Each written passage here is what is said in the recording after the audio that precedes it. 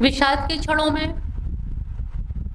अर्जुन शायद मेरे पास आएगा, जैसा कि जन सामान्य का मनस है, चित्त है। जब हम दुखी होते हैं तो भगवान की शरणागत होते हैं। यही भगवान को लगा कि अर्जुन भी नर है, नर अवतार है।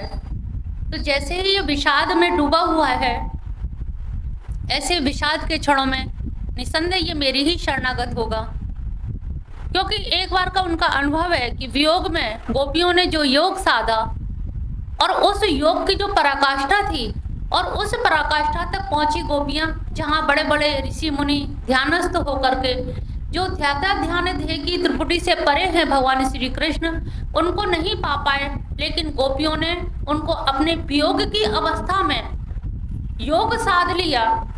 वी उपसर्ग को हटा करके योग शेष रह गया, और उस योग में ही वो इतनी तल्लीन, इतनी तादात्मीकरण कर लिया कि उस तादात्मीकरण के रहते हुए उनको ये उचित भी नहीं लगा कि हम वृंदावन छोड़ करके मथुरा चले जाएं, जबकि मथुरा 10 किलोमीटर था।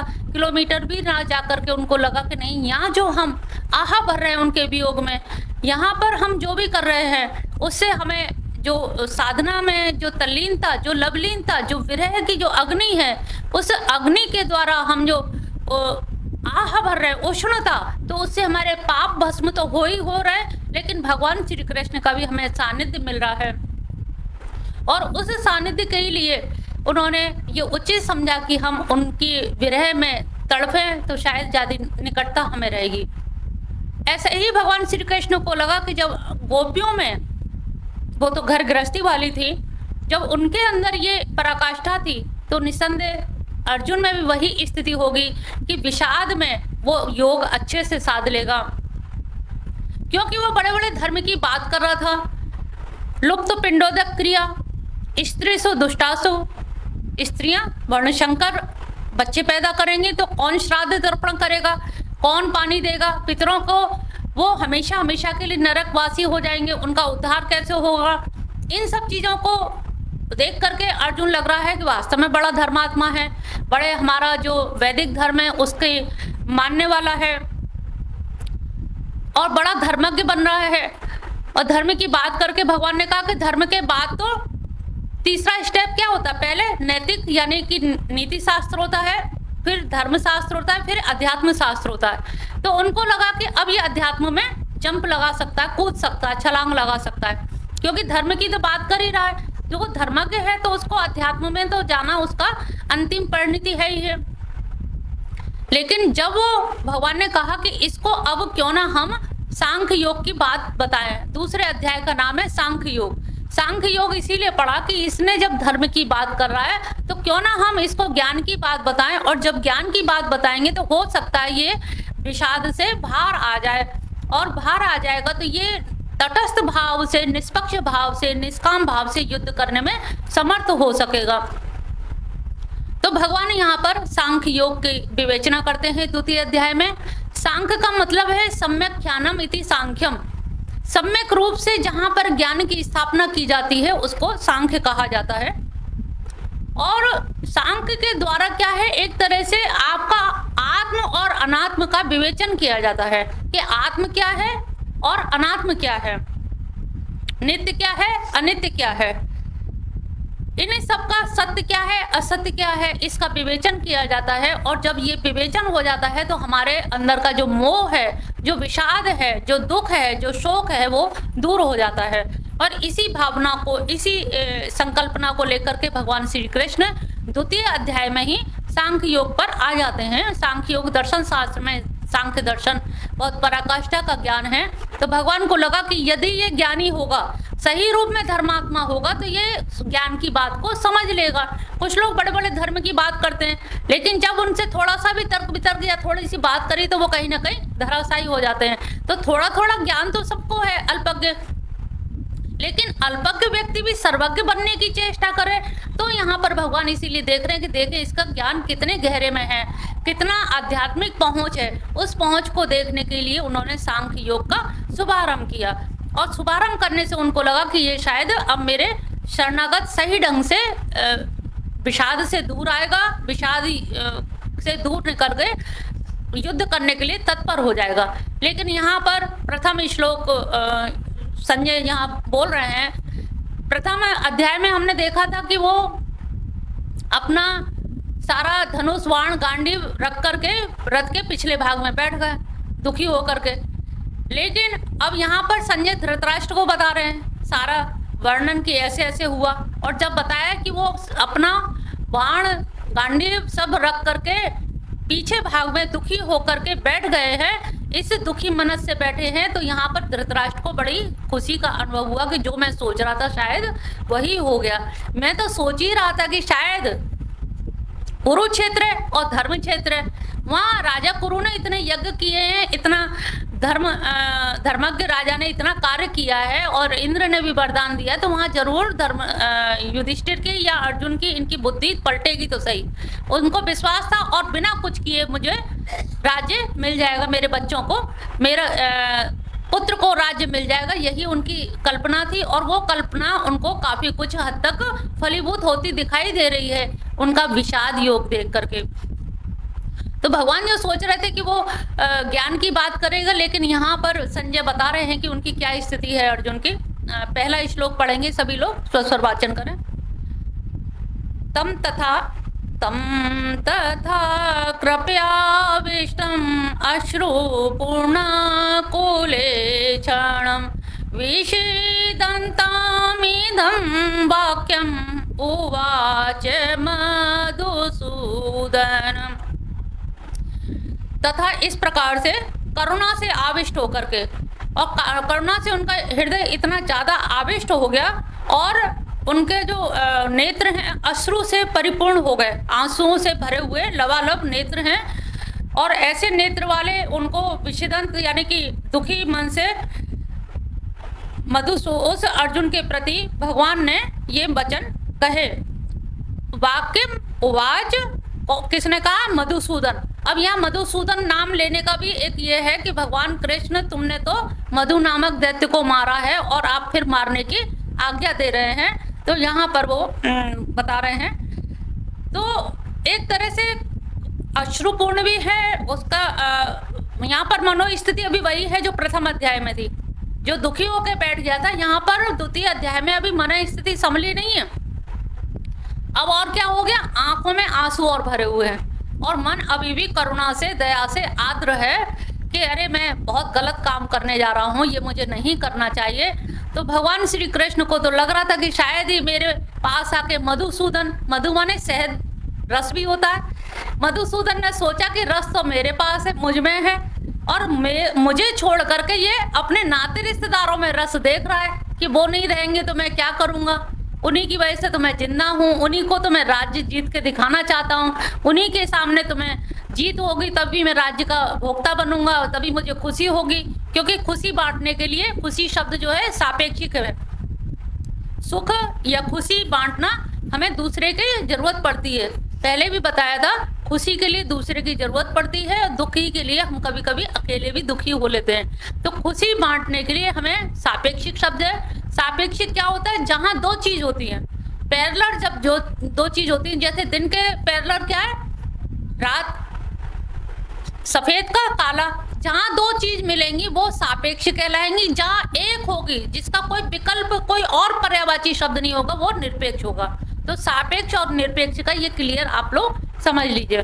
तो यहाँ पर भगवान कह रहे हैं कि मधु रस तो मुझ में, तैत्तिरीय उपनिषद में भी कहा गया है रसो वही सा, उसमें भगवान श्री कृष्ण में ही रस है, रसों के रस समूह है।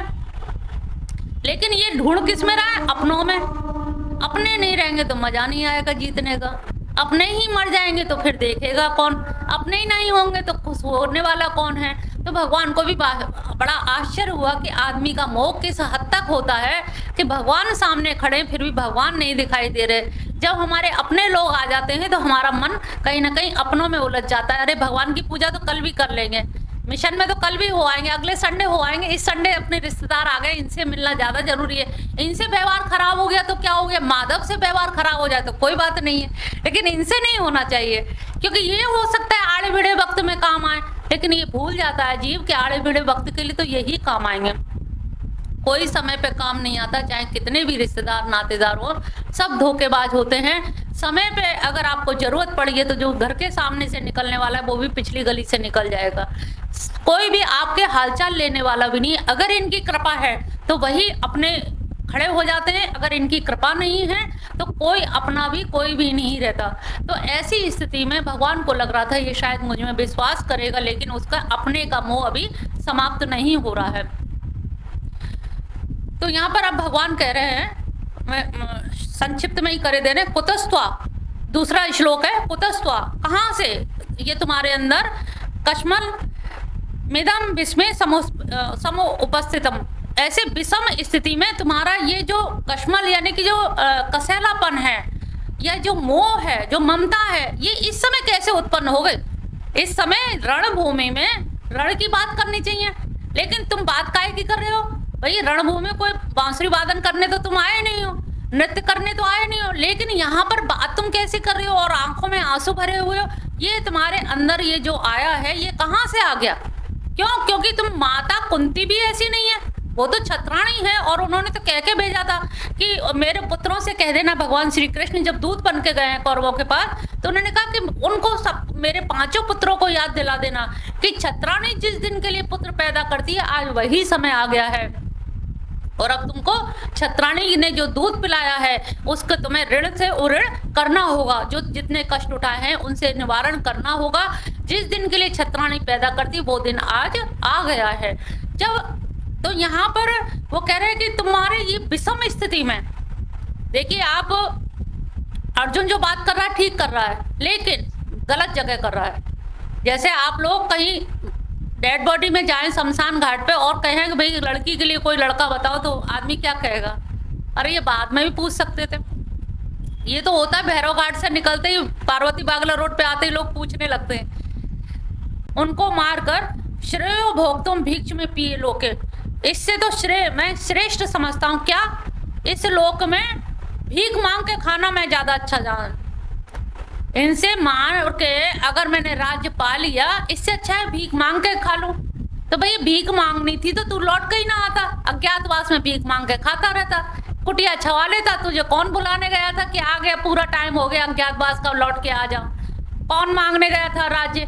किसने कहे थे 5 गांव दे दे? मैंने तो नहीं कहे थे, मैं तो तेरी हाँ में हाँ मिला रहा हूँ। भाई ठीक है धर्म युद्ध है, तेरे साथ खड़ा हो गया। हत्वार्थ कामास्तु बुरे नहीं है, भुंजे भोगान रुधिर प्रज्ञा, रक्त से सने हुए भोग इनके द्वारा। भाई सभी लोग सनेंगे रक्त से जब दोनों तरफ से युद्ध होगा। इनके सने हुए उससे मैं इनको मार करके अपने अर्थ और कामास्तु, हत्वा इनको मार के अर्थ और कामास्तु गुरु निहम, मैं अर्थ और काम का भोग नहीं करना चाहता। क्योंकि अगर मैंने युद्ध लड़ा तो मुझे क्या मिलेगा? अर्थ मिलेगा और कामनाएं पूर्ण होंगी। लेकिन इनको मार के एट व्हाट कॉस्ट, किस कीमत पे मैं ले रहा हूँ? इनको मार के रक्त से सने हुए हाथों से मैं राजगद्दी पे बैठ भी गया तो उस राजगद्दी का कोई सार्थकता नहीं रहेगी, क्योंकि मेरे मन को चैन नहीं मिलेगा। इनको मार करके मैं कहीं भी कुछ अर्थ और काम की भोग नहीं करना चाहता। तो भगवान ने कहा तू अर्थ काम नहीं चाहता है, लेकिन तेरे गुरु ने तो नहीं कहा। द्रोणाचार्य तो अर्थकामी थे। भाई द्रोणाचार्य तो गरीब थे, उनको ये था कि अश्वत्थामा को पिलाने के लिए दूध तक नहीं था। आटा घोल के जब पिलाते देखी तब वो यहाँ पर आए कौरवों को सिखाना और इन लोगों को पांडवों को सिखाना शुरू किया कि इनसे कुछ अर्थ की कामना पूर्ति हो। फिर जब युधिष्ठिर पैर छूने गए भीष्म पितामह के और द्रोणाचार्य के, तो उन दोनों ने क्या कहा कि विजयी भव। युधिष्ठिर बोले विजयी भव, हम विजयी होंगे तो आप कैसे यहाँ पर? तो उन्होंने कहा हम अर्थ और काम के लोभी हैं, क्योंकि अर्थ और काम मनुष्य को नहीं चाहता, लेकिन मनुष्य अर्थ चाहता है। कभी पैसा तुम्हारे घर भागता है तुम्हारे पीछे, तुम पैसे के पीछे भागते हो, कामनाओं के पीछे तुम भागते हो। कामनाएं नहीं कहती कि हमें धारण कर लीजिए, हमें पूरा करने के लिए प्रयास कीजिए। बहुत से लोग कहते हैं ना, अरे घर देखना है, बहुत देर के निकले हुए हैं, घर जाना है, घर देखना है। तो घर, आप घर देखते हो, घर कभी आपको देखता है कि हमारा मालिक आ रहा है कि नहीं आ रहा? जिसके लिए आपने पूरी जमा पूंजी लगा दी, जिसको बनाने में, उसकी चीजों में पूरा अपना सर्वस्व न्यौछावर कर दिया, लेकिन फिर भी कभी घर आपको याद नहीं करता। पैसा आपको याद नहीं करता कि तिजोरी में बैठे बैठे बहुत दिन हो गए, चलो हमारा मालिक कहाँ है, उसके हालचाल तो ले लें कि कहीं बीमार तो नहीं, कहीं कोई दिक्कत तो नहीं। तो ऐसी स्थिति में यहाँ पर कहा कि देख, अर्थ के कामी तेरे गुरु और भीष्म पितामह हैं। अगर वो गुरु है तो सही रूप में, तो जो चिंतन तेरा है, सामान्य रूप में चिंतन तो लग रहा है तू बड़ा धार्मिक है, अगर यही चिंतन तेरे गुरु का हो जाए, भीष्म पितामह का हो जाता, तो हम जाने वो तो बड़े बुजुर्ग हैं। भाई जो बुजुर्ग है, जब वो नहीं सोच पा रहे, तू क्यों सोच रहा है? तू अभी उनके सामने तो कल का है, उन्होंने गोद में खिलाया है। तू ये जो चिंतन कर रहा है, यही चिंतन अगर गुरु और भीष्म पितामह करे तो सारे काम ही खत्म हो जाए। लेकिन वो तो अर्थ के लोभी हैं, वैभव और राज सत्ता सुख भोगा, इसलिए उनकी बोलने में उन्होंने कहा हम इसका नमक खाया है और नमक खाएगा, हमें निभाना पड़ रहा है, इसलिए हम इसके मजबूरी में इसके पक्ष में खड़े। तो तू जो कह रहा है ये तेरा, इसका कोई तर्क यानी कि वो नहीं है। यहाँ पर बड़े बड़े तर्क दे रहा है और कहते हैं ना कि जब तक तर्क वितर्क रहते हैं आदमी शांत नहीं बैठता। बुद्धि का काम है तर्क देना, और तर्क वितर्क करते करते जब वो बुद्धि रूपी तालाब जब शुष्क ज्ञान के द्वारा सूख जाएगा, और जब तालाब सूखता है तो क्या होता है, दलदल बन जाता है, और दलदल क्या क्या होता है, एक पैर रखो तो दूसरा धंस जाता है, और दूसरा निकालो तो पहला धंसता है, तो आदमी निकल ही नहीं पाता अंत तो गतवा। तो यहाँ पर भगवान पूरा मौका दे रहे हैं कि तू जितने तर्क कुतर्क वितर्क जो करना हो कर ले। तर्क वितर्क से जब तू ऊब जाएगा, थक जाएगा, थकने के बाद तू शांत बैठेगा, उसी घड़ी का भगवान प्रतीक्षा कर रहे हैं कि कभी तो तू शांत होगा, हार मानेगा। तो जितना भी तुझे तर्क करने की सही है, गुरुओं को हाथ सान के खून सान के क्या मुझे मिलेगा, बहुत अपने आप को भी जवाब दे रहा है, भगवान को भी जवाब दे रहा है। भगवान हर चीज को सुनते जा रहे हैं कि तू ठीक है, तू सही कह रहा है। तो वो इंतजार कर रहे हैं कि देखें कब तक तर्क करेगा, क्योंकि तर्क की भी एक लिमिट होती है, और उस लिमिट के बाद तू शांत परिश्रांत होकर के थक कर बैठ जाएगा। छठा श्लोक है, ना चैत विदम कतरन्यो करियो यद्वा वयम जयम यदि वा नो जयो। अब हम ये भी नहीं जानते कि क्या करना श्रेष्ठ है, गरियो माने क्या श्रेष्ठ है, या वो हमें जीतेंगे या हम उनको जीतेंगे। यानेव हत्वा ना जिजीविषाम अस्ते अवस्थिता प्रमुख है धृतराष्ट्र। ये जो सामने खड़े हैं ना, धृतराष्ट्र के पुत्र हैं, जिनको जीत करके हम राज्य नहीं करना चाहते, या जिनके लिए हम मतलब जीतना भी चाह रहे थे कि अपने लोग रहें, लेकिन यहाँ तो धृतराष्ट्र के सभी पुत्र प्रमुख रूप से सामने सामने वही खड़े हैं, और जब वही खड़े तो उनको मार करके, उनको जीत करके राज्य करने का कोई उपयोगिता हमें नहीं दिखाई दे रही है। अब भगवान को लग रहा है कि इसके अंदर थोड़ी शंका आ गई। दूसरी लाइन है ना, जयेम यदि वा नो जयेयु, यानी कि यहाँ पर हार की भी उसे संभावना है कि या तो वो जीतेंगे या हो सकता है हम जीत जाएं। दोनों में से कौन जीतेगा ये भी अभी स्पष्ट नहीं है। तो यहाँ पे क्या हो गया, संशय आत्मा, संशय, डाउट आ गया कि पता नहीं वो जीतेंगे कि पता नहीं हम जीतेंगे। तो जब संशय होता है तो वहां पर हमें एंट्री मारने की रास्ता मिल जाती है। आप कहते हो जाए कि ना जाए मिशन में, तो फिर हम सलाह देते हैं नहीं नहीं चलते हैं, हम भी चल रहे। तो ऐसी पता नहीं वो जीतेंगे कि पता नहीं हम जीतेंगे। यहाँ पर भगवान को थोड़ी सी लगा कि अब ये हारने लगा है, अब ये शंका में आ रहा है, और जब शंका होती है तो आदमी दूसरे से सलाह लेता है कि अब तुम ही बताओ मैं क्या करूं। तो यहाँ पे सशंकित मन हो गया कि पता नहीं वो जीतेंगे कि पता नहीं मैं जीतूंगा, मुझे समझ में नहीं आ रहा। और प्रमुख रूप से जो खड़े हैं वो धृतराष्ट्र, तो उनके पुत्र हैं, सबके सब एक ही परिवार के लोग हैं। वो मरेंगे तो अभी अपना परिवार जाएगा, और हम मरेंगे तो अपना जाएगा ही जाएगा, दोनों हैं तो एक ही। भगवान को लगा कि ये वो क्यों नहीं सोच पा रहे, तू इतना ज्ञानी बन रहा है, उनका सबका ज्ञान कहाँ चला गया, तुझे लग रहा है कि सब एक है। तो कह रहा है कि नहीं, वो एक बार क्या हुआ था कि जब चित्ररथ से जब लड़ाई हुई थी तो उन्होंने कहा गंधर्व चित्ररथ से, कौरवों की हार हो रही थी, तो भीम तो बहुत खुश हुआ कि बड़ा अच्छा है हार गए तो। लेकिन युधिष्ठिर, राजा धर्मराज युधिष्ठिर को ये बड़ी बात खराब लगी। उन्होंने कहा भीम, हम कहने को 5 हैं, लेकिन बाहरी आदमी कोई आक्रमण करेगा तो हम 105 हैं। घर में लड़ाई होती तो वो 100 है, हम 5 हैं, लेकिन बाहर लड़ाई होगी तो हम 105 हैं। तो कन्हैया हम 105 हैं। हम और वो अलग नहीं है, मारे जाएंगे हम ही में से, 105 में से ही मारे जाएंगे। उन्होंने कहा बड़ी होशियारी दिखा रहा है। अब यहाँ पर भगवान श्री कृष्ण के शरण में आता है 7वें श्लोक में, देखिए। कार्पण्य दोषो अपत्स्वभाव पृच्छामि त्वां धर्म सम्मूर्छिता यश्रेशान्निश्चितं ब्रूहि तन्मे शिष्यस्ते अहं शादि मां त्वां प्रपन्नम।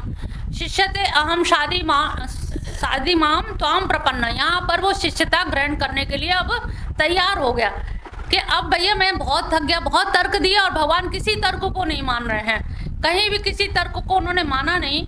कार्पण्य दोषो अपहत स्वभाव। अब यहाँ भगवान से कह रहा है अर्जुन कि मेरे चित्त में जो है ना कार्पण्य यानी कि कायरता का, कहीं मेरे स्वभाव में कायरता आ रही है। कातर भाव, जैसे नहीं होता कातर भाव कि मैं क्या करूं, बड़ा बेचैनी हो रही, परेशानी हो रही है। तो कायरता रूप दोष से मैं अपहत यानी कि मेरे चित्त को कायरता रूपी दोष ने अपहरण कर लिया है, ग्रहण कर लिया है। पृच्छामि त्वाम धर्म सम्मूढ़ चेता। मैं पृच्छामि यानी पूछता हूँ, त्वाम माने तुमसे, क्या पूछता हूँ? धर्म सम्मूढ़ चेता, कि ऐसे में मेरा चित्त जो है धर्म से क्या हो गया? सम्मूढ़। मूढ़ हम किसको कहते हैं? मूढ़ माने क्या होता है?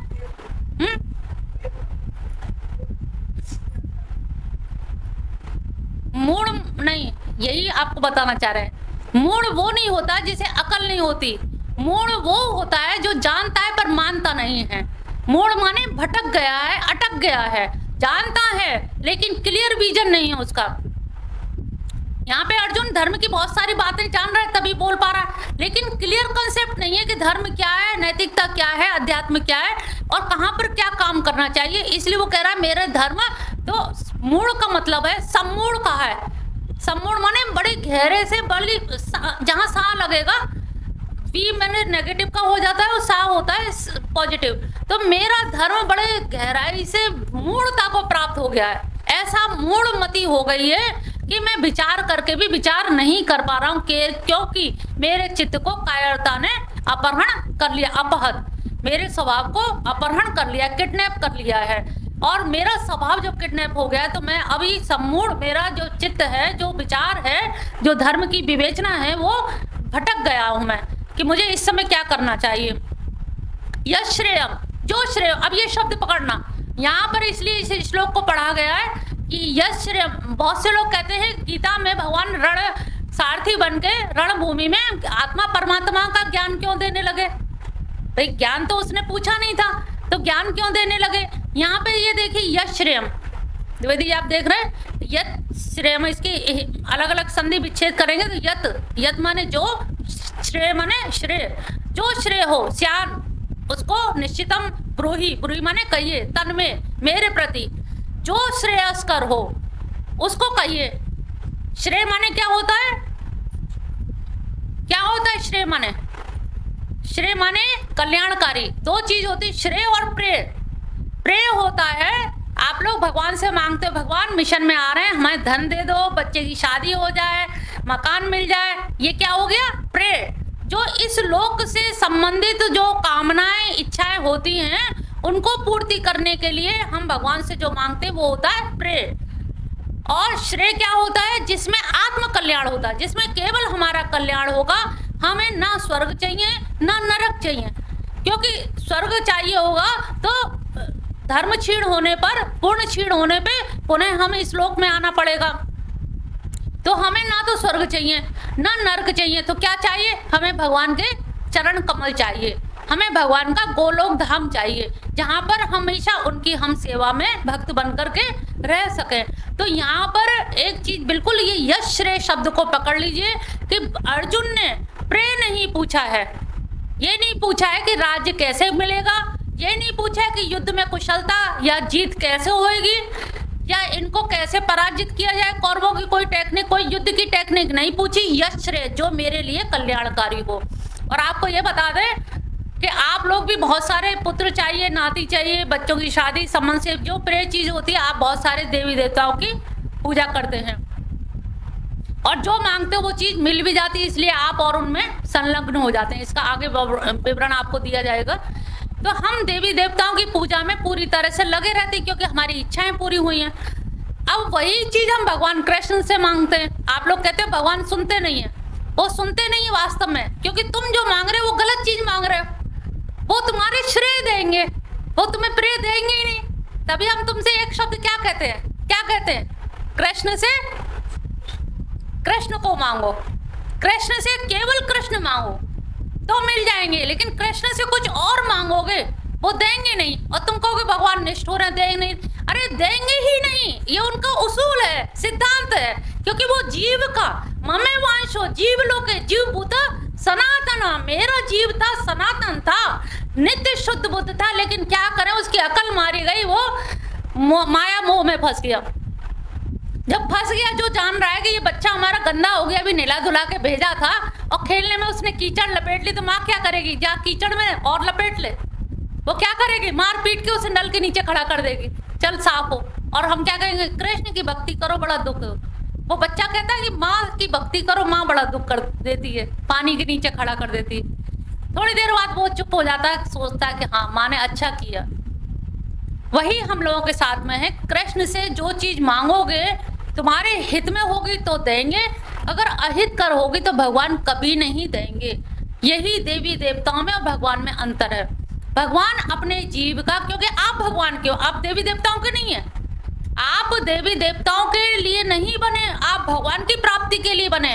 आपसे एक काम कहा गया पूरे जीवन में या शास्त्र में, एक काम कहा है, भगवान का स्मरण करो। और आप क्या करते हो, दुनिया भर की चीजों का स्मरण करते हो, इनका ही नहीं करते हो।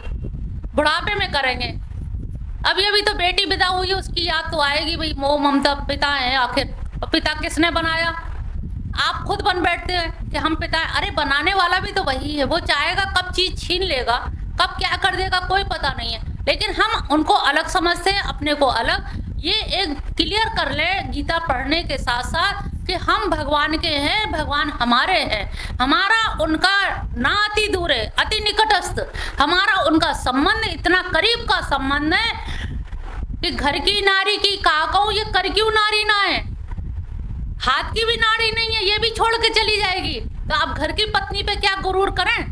तो ये समझिए कि हमारा उनसे प्रत्यक्ष रिश्ता है, इतना निकटस्थ, हृदय तिष्ठति, इतना निकट क्या है, हाथ भी दूर है, वो तो और पास है। इतना पास का रिश्ता किसी और से है, कोई भाई बंधु है इतने पास, किसी बच्चे को इतना पास रख सकते हो हमेशा। एक उम्र में तो भले 2 महीने 4 महीने 6 महीने का है, लेकिन बाद में तो आप भी जमीन पे रख दोगे। और आपने देखा कितनी भी प्रिय चीज होती है उसे जमीन पे रख ही देते हो। दिन भर बहुत सारे चाबी का गुच्छा लगा के सोती है सेठानी है, और जब वो सो जाती है तो उनसे पूछो भैया चाबी का गुच्छा आप कौन देख रहा है, पूरा दिन इससे बचा उससे बचा गुच्छा बचाने में लगे रहते हैं। लेकिन जब हम गहरी नींद में जाते हैं, गहरी नींद का मतलब एक बार हम कृष्ण के पास जाते हैं, तब हम कहते हैं आज बड़े चैन की नींद आई। चैन जहाँ मिला वहीं कृष्ण होंगे, जहाँ चैन होगा वहाँ कृष्ण होंगे, जहाँ कृष्ण होंगे वहाँ चैन होगा। तो एक बार जब सो के गहरी नींद से उठते हैं तो एक बार आप जाते जरूर है उनके पास में, इसीलिए आप सब चीज ताक पे रख के सोते जरूर है, चाहे घर में बारात आई हो, लेकिन 2 घंटे की झपकी जरूर मारेंगे। क्यों, क्योंकि हमें उनके पास जाए बिना चैन नहीं मिलता। तो कितनी भी कीमती बच्चा भी हमारा बड़ी मुश्किल से बेटा हुआ, लेकिन हम गोदी से नहीं उतारते, लेकिन जब नींद आ रही होती माँ फिर उसे भी लिटा देती, बेटा अब सो जा, बहुत हो गया खिलाते खिलाते।